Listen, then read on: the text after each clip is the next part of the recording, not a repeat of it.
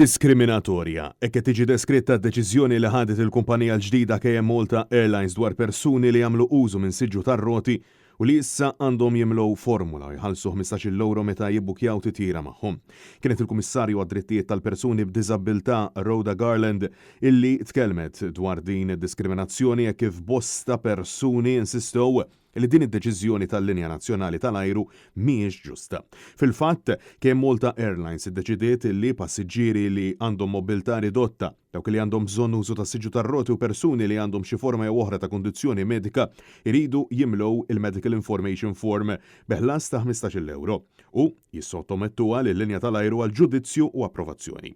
L-istess formula u ħlas għandhom isiru minn ommijiet li għandhom 9 xhur tqala, dawk li jeħtieġu l-ossiġnu abbord kif ukoll dawk li għandhom kundizzjoni medika severa.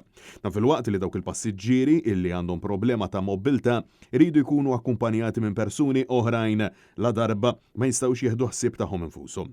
Il-Kummissarju Garland saħqet mat-Times illi dan kollu huwa diskriminatorju fil-waqt li spjegat illi rċevit numru kbir ta' elementi fost l-oħrajn minn persuni li sifru mal-linji tal-ajru oħrajn u li qatt ma ġew imġela jimlew formuli u inqas jagħmlu xi pagament żejjed.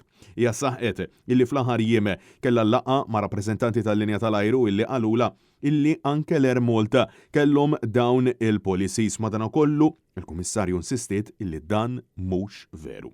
Garland sostniet illi l-prassi bdiet tinbidel ftit tal-jiem qabel l-Air Malta ġiet fit-tmiema.